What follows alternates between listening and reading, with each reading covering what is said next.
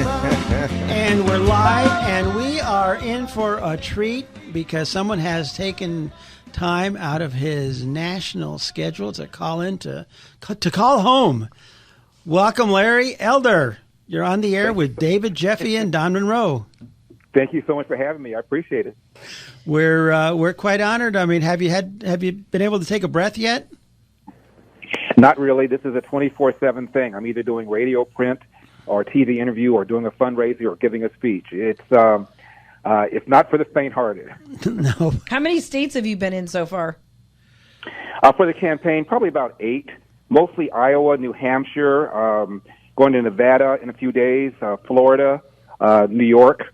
Not that many states. The idea is to make your presence known in the early primary states. The first one, of course, is Iowa, and there are 99 counties in Iowa, even though Iowa is a tiny state, and they expect you to appear in every single one of them. Otherwise, they don't take you seriously. So how's the man from South Central being received in these states?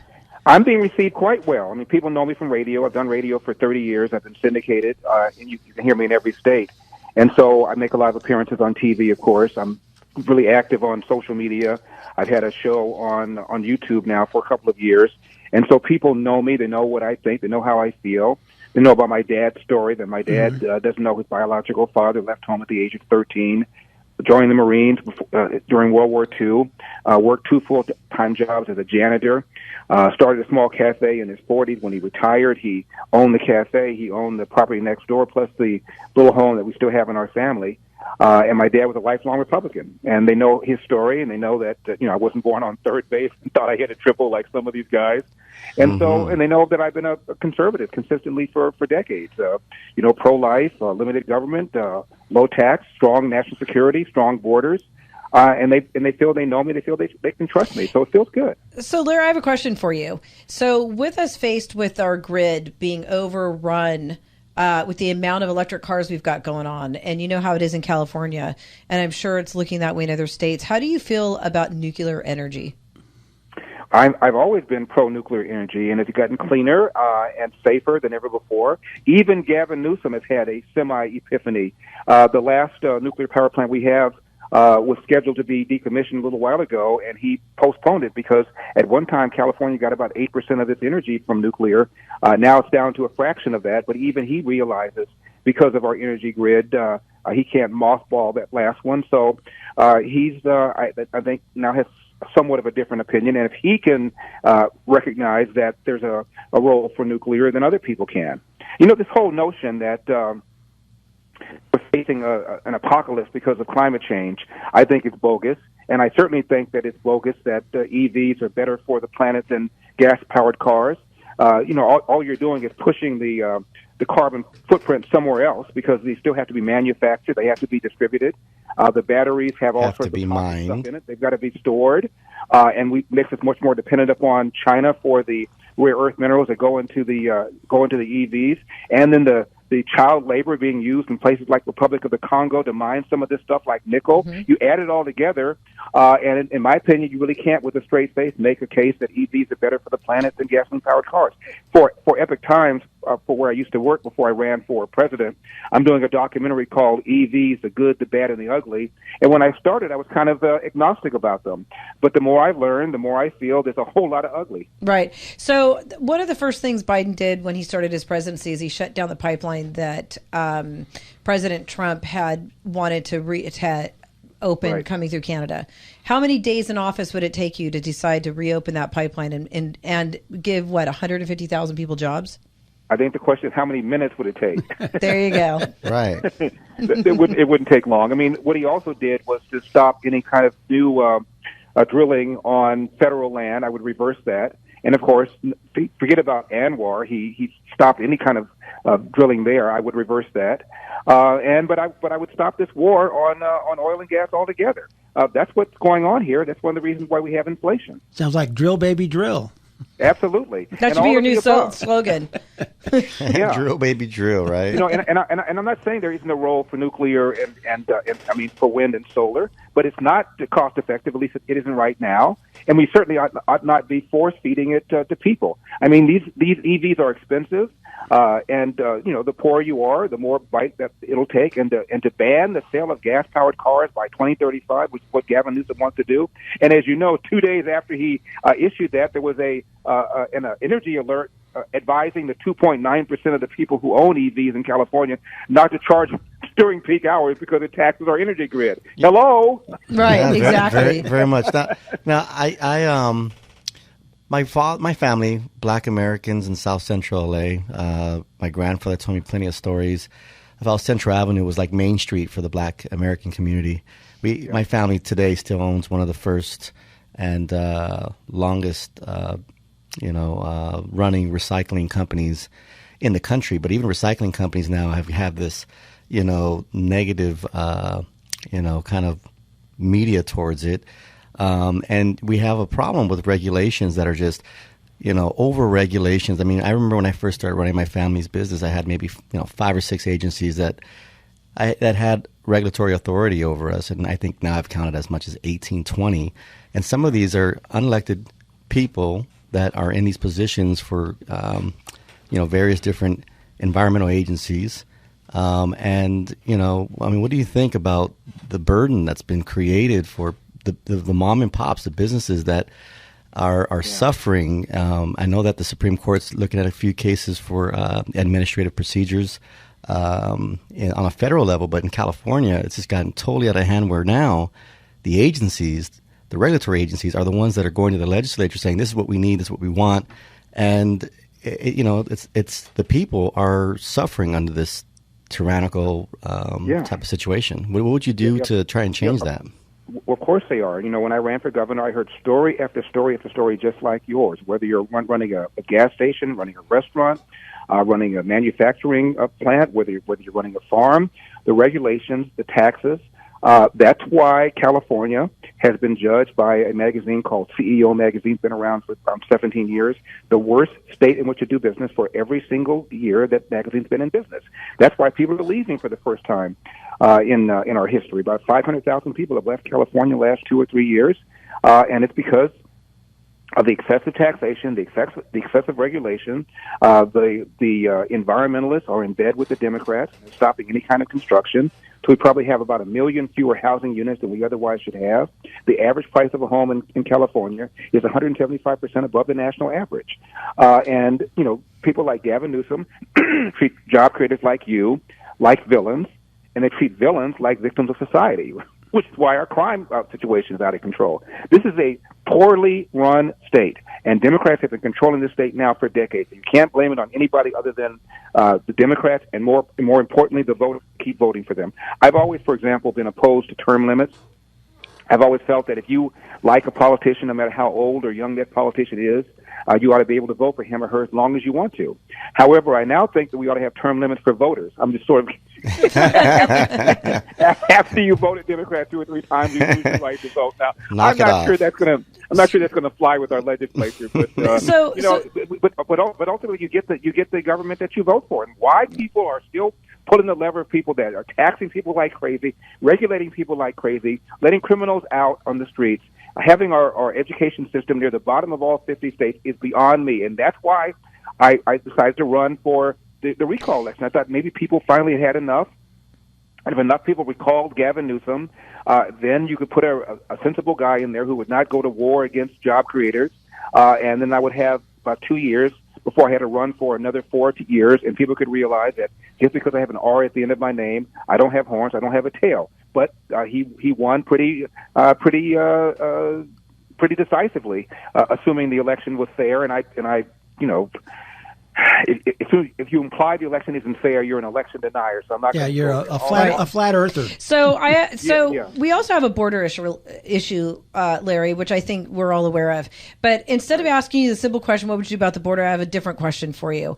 So we have approximately 85,000 missing children, which we've got 17 million illegals that have come through in the last couple of years. They're here. Now that they're 17, here. But in the millions. It's in the millions, whatever that number is.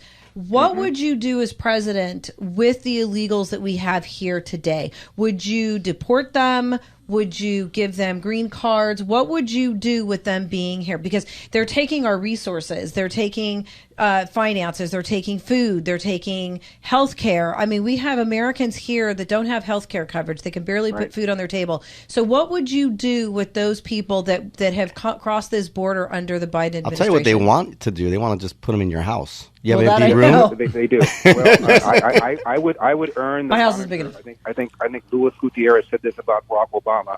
Called him deporter in chief. Well, that's what I would be, deporter in chief. They need to go back.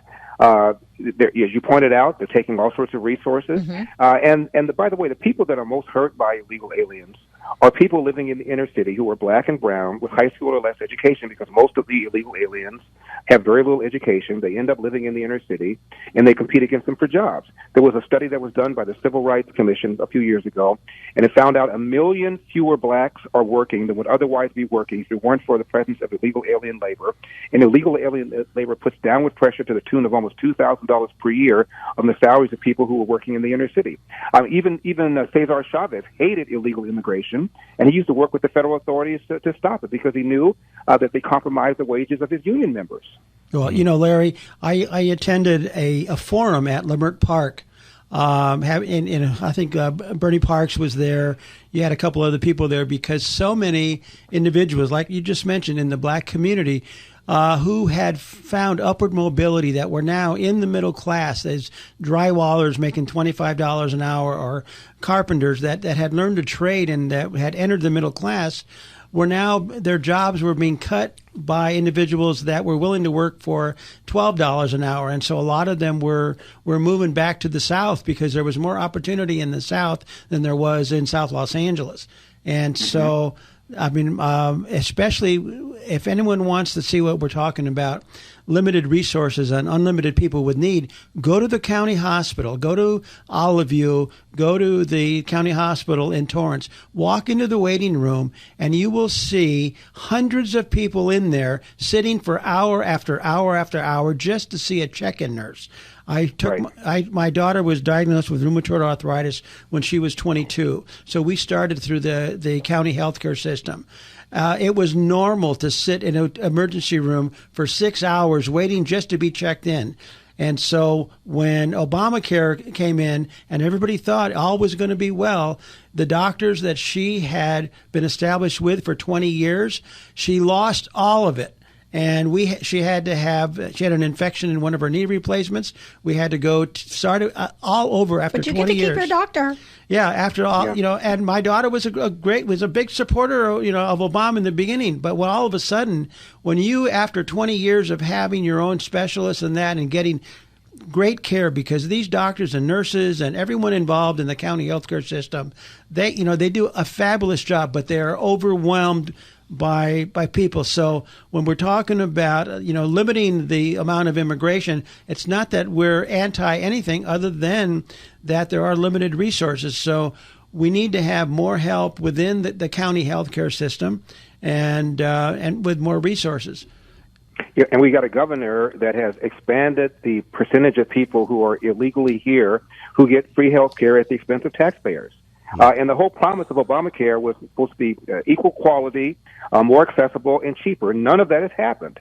Healthcare is a commodity like a car, like a sweater, like a flat screen TV. The more competition you have, the better it is. And healthcare is one of the most regulated industries in America. It's not the most regulated industry, and as a result, it's extremely inefficient. We should have known that when the big pharma was against it initially, and then all of a sudden, last minute, they all jumped on board. They all jumped on board. All jumped on. Right. And then I have another question that kind of is healthcare related.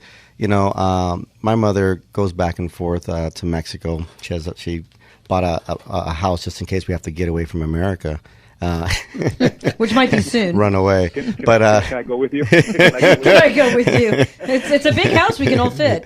She says she forgot her medication, some diabetic medication here in the States, and she was so freaking out. She goes.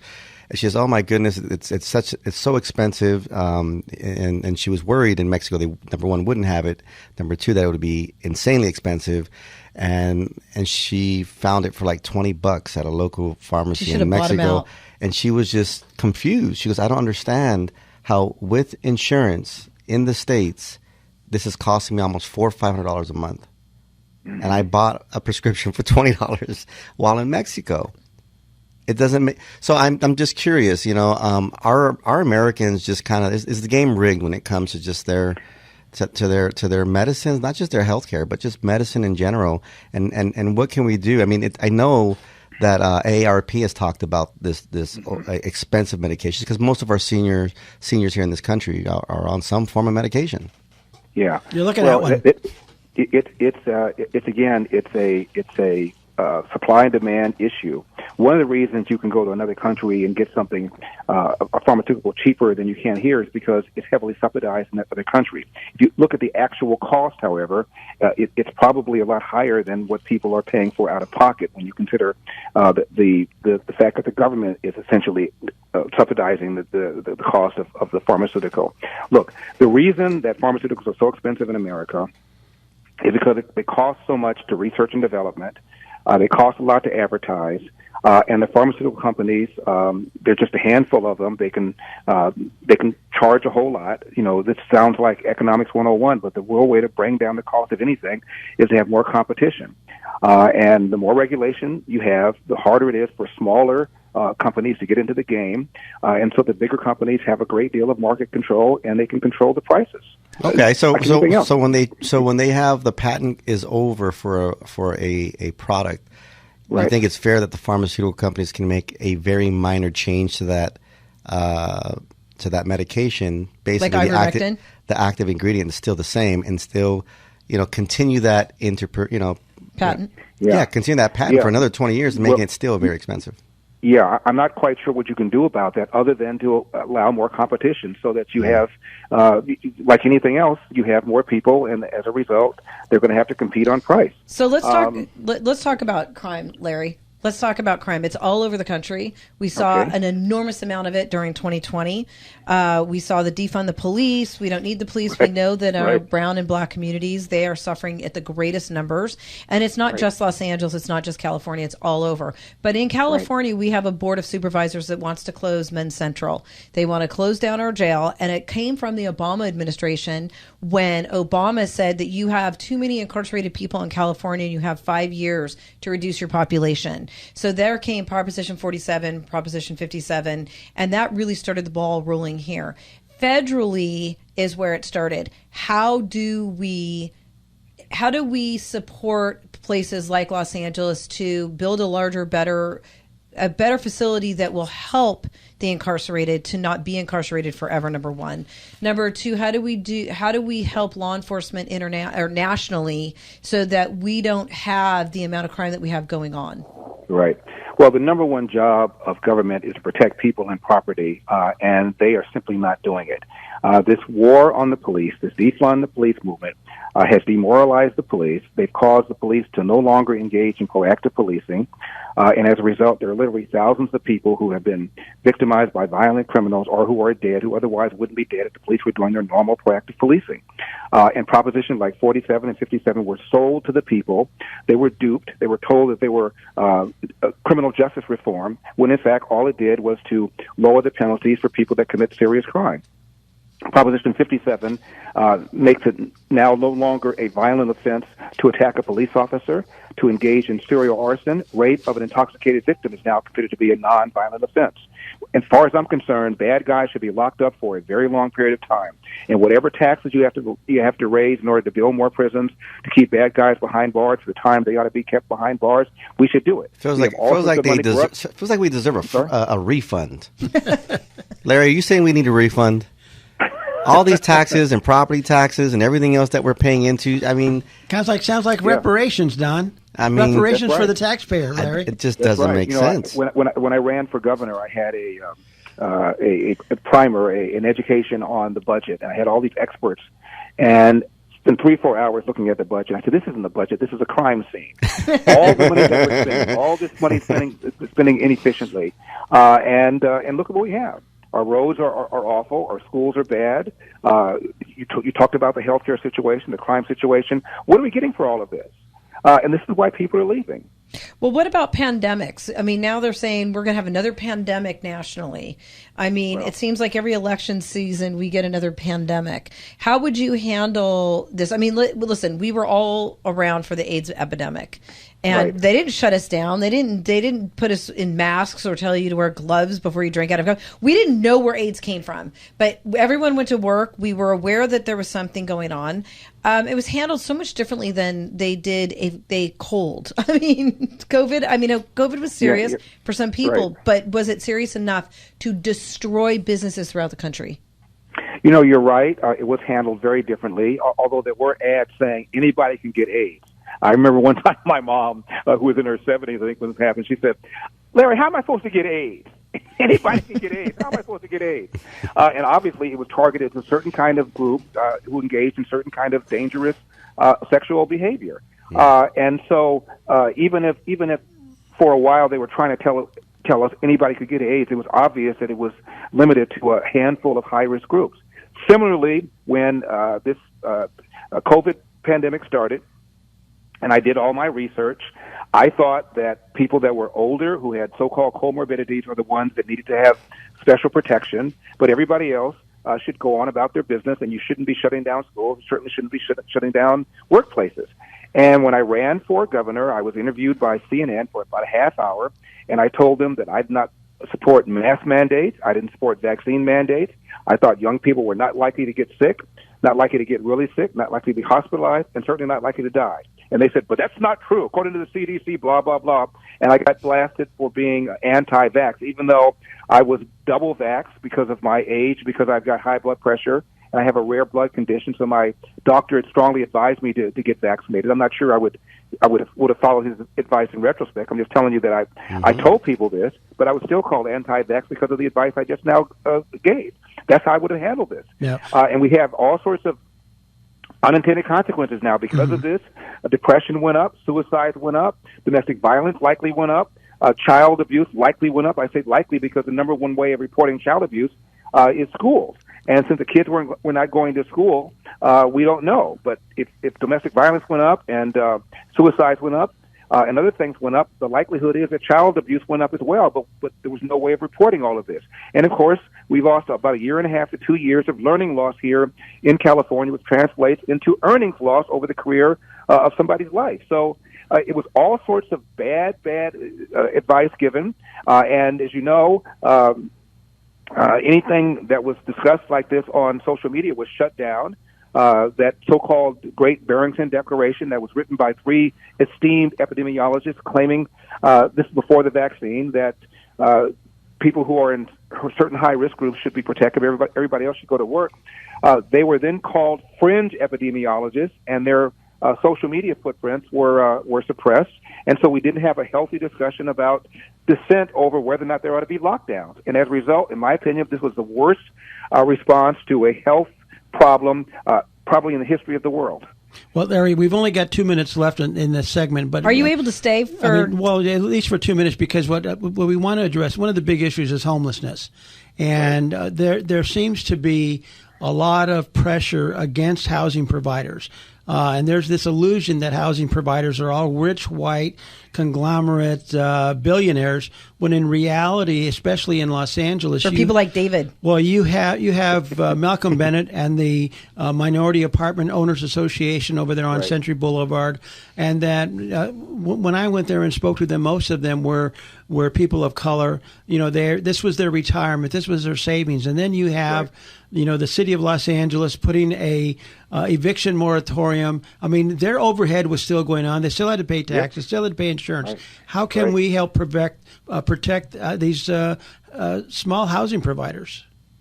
Well, you want me to talk about this next segment? Yeah, sure. Because we are literally counting down to 30 seconds. And also, you said nothing about the fact that I'm running for president. That's right. Well, that's what we're going to talk about in the second part. So you need to stick around because we got some more of those questions coming. We have to address the elephant in the room. That's right. The elephant that is the California GOP. So this is Jeffi and David with Don and the Don Carlos segment on AM 870 The Answer with the Los Angeles Hispanic Republican Club. We're going to be right back with Larry Elder running for president.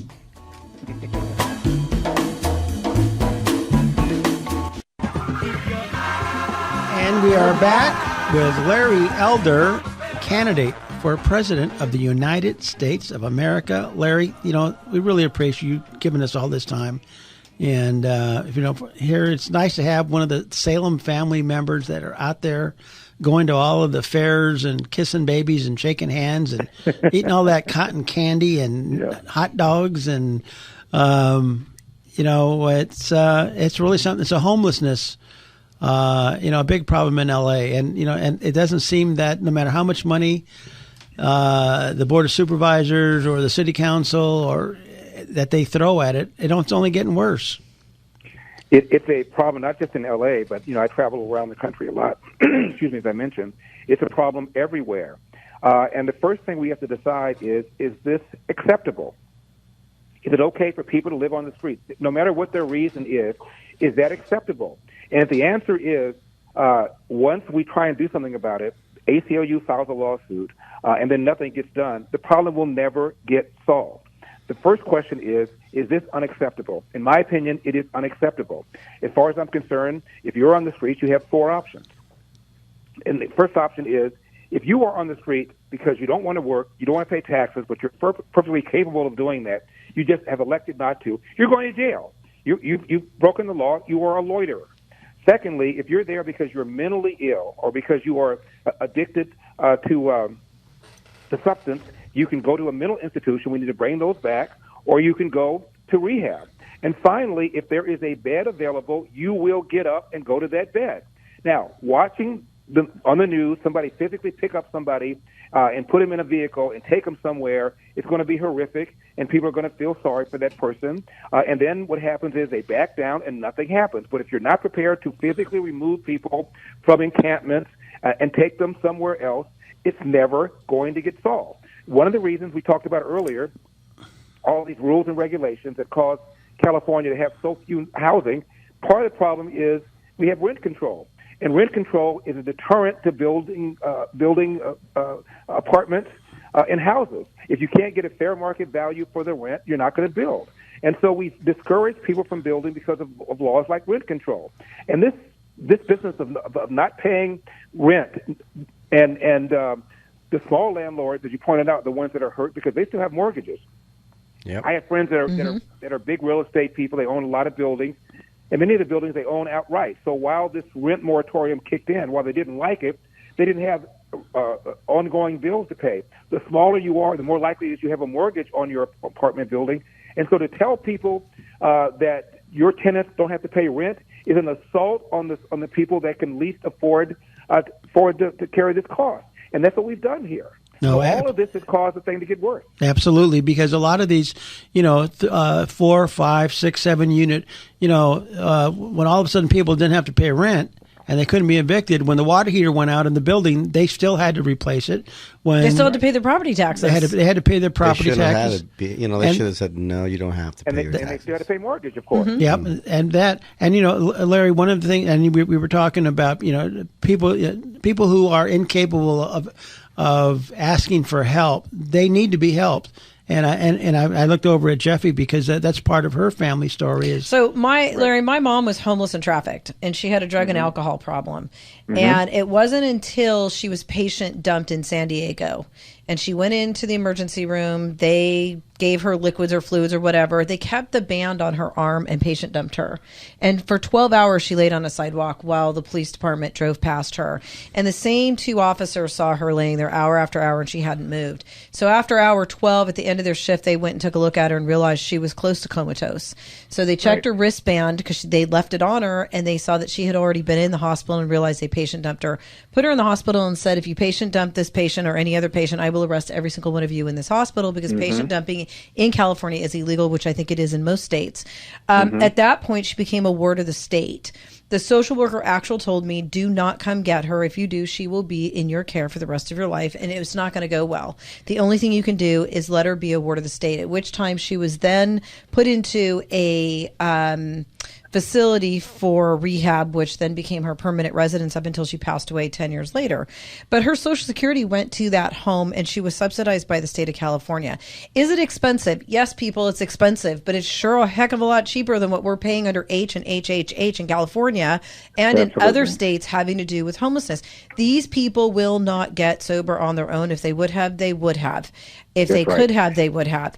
And if they want to, they will, but not until they get the help they need. So taking them off the streets, and I don't care what state they're in, is highly important. As President of the United States, what will you do and how will you go about doing it nationally?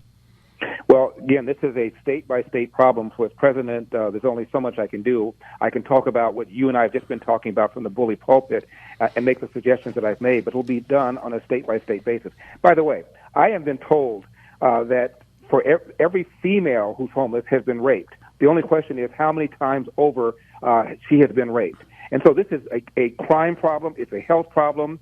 It's a mental problem. It's a drug problem. It's all of the above. And if we're serious about this, we have to make the decision, as I said earlier, that people are not going to be allowed to live on the streets. Absolutely. You know, Larry, when we start talking about mental illness, the people on the left and, you know, many well-meaning progressive Democrats say, well, it's Reagan's fault. Reagan closed down the mental hospitals, and it was JFK. And then, and when in reality, you know, President Kennedy had somebody running his the department that had no real idea about mental health, and they cut off funds to states like California for these mental health hospitals.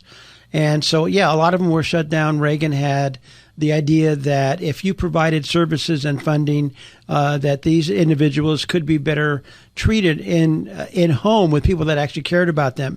However, a lot of that was discontinued. And so we've had, since Reagan was president, or rather since Reagan was governor, all you have is Democrats just blaming Reagan and Republicans for shutting down mental hospitals. So if they were able to cut funding at a national level to the states, how do we go about, you know, getting that funding injected into the states and to be able to refund these mental facilities that are desperately needed?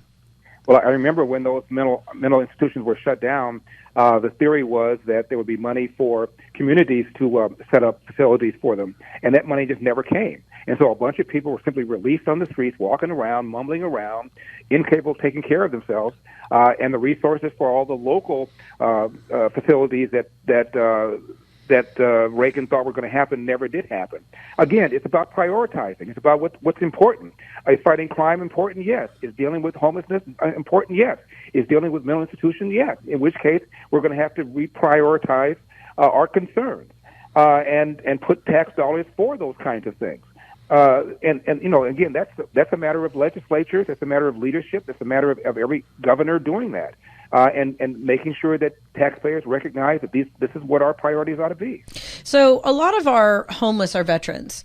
And in my opinion, I believe that because they served our country, they should be a priority federally to be funded in order to make sure that they do get pulled off the street. If you serve the military, you should be given the care that you need. And our vets here do get great care. My dad was a vet. He got great care up until he passed away at the VA here on Wilshire.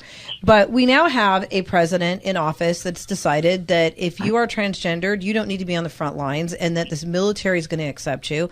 We have gays in the military. We now have transgendered in the military. Now they're talking about, you know, women on the front lines. They're going to put born females on the front lines over transgendered males to female on the front lines. How would you deal with that as president? Well, as far as I'm concerned, it's a national crime that veterans are on the streets. They're on the front lines. They took care of us, and we ought to take care of them, and that would be a priority. Regarding all this stuff going on in the military is there to fight and win wars. It's not a social experiment. So all of this stuff that's being done to create diversity, equity, and inclusion, I would reverse all of that and make sure that the people who are in the military are there because they've been able to meet the training requirements, and we can fight and win wars. Beautiful. I mean, that's been a problem. They have so many kids now that are going in the military that they're not even able to pass half these tests. Right. Well, we've got a lot of people who are obese for all sorts of reasons, can't pass a test. They've lowered the standards. And again, they treated the military like it's some sort of social experiment, when in fact it's designed to fight and win wars. So I would make that my priority. So you would actually add to our military. You would put the requirements back in place that required that they could pass. Well, I've never been in the military. My brothers were. My father was. My mother was a clerk for the Department of War, as it was called during World War II. But I would rely on military experts to tell me exactly what kind of the standards we ought to have. And I know that they've been watered down over the last several years because of, as I said earlier, diversity, equity, and inclusion. And I would talk to military people about what kind of standards we ought to have and put them back. It's a huge problem. I mean, I've read so many things that they're saying that they have more injuries now with kids, with the younger generation doing boot camp than they've ever had before, that their bones aren't strong, that they're having all types of issues. Well, and also given the fact that the people that say they're proud of the country is down dramatically compared to what people said 20 years ago, means a lot of people simply aren't going into the military. They don't consider it to be a noble profession. So we're probably getting a different kind of mentality than we had 20 or 30 years ago. So yeah, it's hard to be proud when your streets are just in rumble. It's hard to be proud when the first flag they fly at the White House is a gay pride flag. Right. And they sue you for putting an American flag up. Yeah. Right. I mean, federally, you're not supposed to have any flag fly except the American flag on the White House. That's right. Well, Larry, I mean, we're not anti-gay, by the way. We're not anti-gay, but our founding fathers had a purpose, and it sounds like as president, you would be somebody that would rely on what our founding fathers wrote, the Bill of Rights, the Constitution. Well, and, Larry, we had a guest who was born in Korea. She was Korean born, and she was here, and she became an American citizen. And to sit here and listen to her talk about the founding fathers and the founding documents, the moment she became an American citizen, she became an American. That she owned the Constitution and the Declaration of Independence. She may not have been born here, but that was really something to see what a great opportunity that this experiment still presents. Well, she sees the America as being, freedom. Well, I mean, do you see freedom still here in this country when you have diversity, equity, inclusion, and ESG standards being forced on everybody? I think everything that made America great is now under attack by the left. But you're right. People who are from other countries who come here, they're the ones that appreciate the freedoms that we have, far more so than Americans born and raised here. The kids today are taught by academia, Hollywood, by the media, by big tech, that America is racist, it's sexist, it's homophobic, as opposed to America has struggled to become a more perfect union, and it's the only majority white country in the world that's ever elected a black president. All three of our biggest cities, New York, L.A., Chicago, all have black mayors. The president of Harvard University is a black female. There are more opportunities in America than there are any other country that's ever been. Right now, as we speak, there are Haitians in Haiti lining up to get a shot at a lottery to come to America because it's a land of the free, the home of the brave, where you can go from nothing to something in one generation, more so than any other country in history. It is still, hit it right on the head. The shining city on a hill. It still is. And we need to preserve that. And that's one of the reasons I'm running for president. My father, as I mentioned, was a World War II vet. My older brother, Kirk, served in the Navy during the Vietnam era. My little brother, Dennis, was in the Army. He went to Vietnam. My mom worked for the Department of War, as I mentioned, in Washington, D.C. during World War II. And I'm the only one who didn't serve. Well, it's your time to serve now, Larry, as Commander-in-Chief of the military. Well, David, I appreciate that. When people say that to me, I say I appreciate that. But it's not the same thing as somebody shooting at you, or at least they're not supposed to shoot at you. Well, I'm a Vietnam veteran. I spent 4 years in the Navy, 67 through 71. So wow. I would not mind at all having you as my Commander-in-Chief. Well, I appreciate that, and that's why I'm asking people to go to my website, LarryElder.com, and get me up there in that debate stage. This last time I qualified, I had to get 40,000 individual donations, and I had to be at 1% or better in 3 different polls. I was. At the last minute, they call me and they tell me that I can't use one of the polls I submitted, the Rasmussen poll, because it's, quote, affiliated with Trump, close quote. I said, assuming that's true, why is that my problem? Yeah. And they said, well, any poll affiliated with any candidate cannot be used by any other candidate. So I submitted a 4th one, but they said I submitted it too late. So now to qualify for the Reagan debate on the 27th of this month, I've got to get 3% in 3 different polls, plus 50,000 individual donations. And we're on track to get to 50,000, and we're going to make a massive media buy over the next 2 weeks to get me to that 3%. So I'm asking people to go to my website, LarryElder.com, throw something in the tip jar, and help me get up there in that debate space where I can talk about the number one social problem in America, which is the epidemic of fatherlessness. I know you guys talk about that a lot. The lie that America is systemically racist, which I talked about earlier, is causing the police to pull back and therefore getting people killed. And we got to have school choice. There are 13 public high schools in Baltimore, just to pick one city, where 0% of the kids can do math at grade level. This is outrageous, and the Democratic Party is opposed to school choice because the teachers' union is opposed to school choice, even as the teachers with school-age kids put their own kids in private school. So those are some of the issues, and getting rid of these soft-on-crime, George Soros-backed DAs. I've got a proposal on my website, LarryElder.com, that states can adopt to set up commissions consisting of retired judges, retired DAs, to get rid of these soft-on-crime, George Soros-backed DAs. And we need an amendment to the Constitution to fix spending to a certain percentage of our GDP. Otherwise, government gets bigger and bigger, whether it's a Republican president or a Democrat president. These are the kinds of things I've been talking about on the campaign trail. And in order to get me to talk about these kinds of things at the Reagan Library, please go to my website and throw something in the tip jar, LarryElder.com. Absolutely. Don, you had a question? Well, no, it's more, it's not really a question. I just wanted to kind of tip my hat off to the response that you had with the podcaster, Charlemagne, who was quickly trying to drag you into this right. kind of, I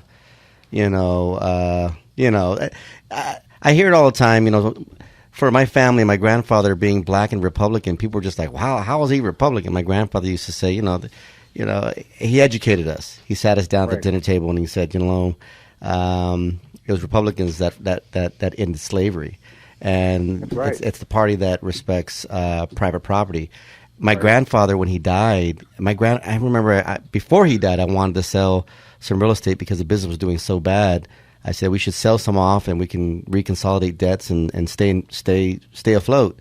And he looked at me dead serious. He says, I remember when I couldn't buy property, and my naive butt was like, what? But seriously, he's like, when I die, you can do whatever you want. But so long I'm alive, every piece of property that I bought, I'm keeping. And you know what? The amount of pride that he had to build as a black American in this country, a business, property, he had a certain status within the community. He sent plenty of neighbors to higher level educations, black neighbors. One that became his doctor, these were black Americans looking out for each other. And today, I don't quite see it quite the same. I see just so much of this blaming and shaming, and Absolutely. you're siding with Whitey and all this other stuff. So when you told him that, hey, why didn't you say anything when Biden was on your podcast and said, if you don't vote for me, you're not black? And he had nothing to say, really. He had nothing to say. And the Democratic Party is a party of slavery. It's a party of the Confederacy.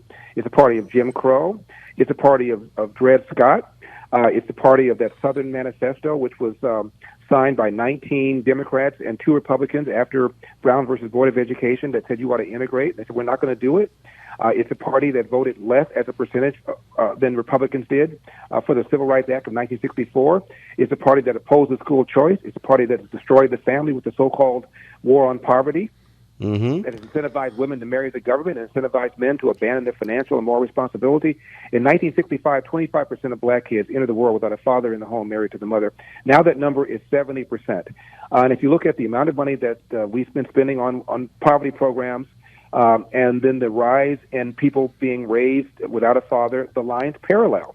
What the Democrats did was incentivize women to marry the government, as I said earlier, and incentivize men to abandon their financial and moral responsibility. And then they're lecturing us on race and racism. They got a lot of nerve. Yeah, absolutely. Now, Larry, there are so many issues. I mean, so many different groups of people have struggled long and hard for, the women with the right to vote, with the suffragette movement, and that. And here we see today where you have women's sports reached a level of parity, but then all of a sudden you have men who were individuals that were born male that are identifying as female. And they are going into, and they are depriving young women, especially women of color, from different sports, winning different things, and keeping them from getting scholarships and things like that. Yet the Democrat leadership, especially President Biden, is doubling down on the war on the war on women in the name of favoring transgenderism. Right. Where do you stand on transgender males participating in women's sports? Well, the press secretary was just asked about that, and she said, "Well, it's complicated. What's complicated about some guy who was a mediocre swimmer all of a sudden deciding that he's a woman and is now crushing the other women that he competes against? I don't understand why somebody would even feel good about himself or herself in doing that. It's outrageous." And Martina Navratilova has spoken out against it. She got crushed, and then she pulled back, and now she's spoken out against it again. It's absolutely, totally outrageous. There should be a separate category for trans athletes if they want to do that. But the idea that a biological male suddenly is now competing against women and just destroying them is incredibly unfair to all the women that have worked hard, trained, try to get scholarships, as you pointed out, and they're being penalized by this. It's outrageous. No, absolutely. And, there's the war on parents is continuing. I mean, we're very involved at a local level with the parents from Satakoy Elementary School. Leave our kids alone. Yeah, leave our kids alone. Manute and Lucine and Christine and all of them. And they're all being labeled racist, homophobic, transphobic, and that. Same thing with Glendale Unified. I mean, there are so many. And most of these parents are Democrats. And what I'm hearing from them now is they would not vote for a Democrat again because they know that their kids are being targeted. Well, and Larry, you spoke about education earlier on in our conversation in your run for president. It would be nice to have someone from California as president again.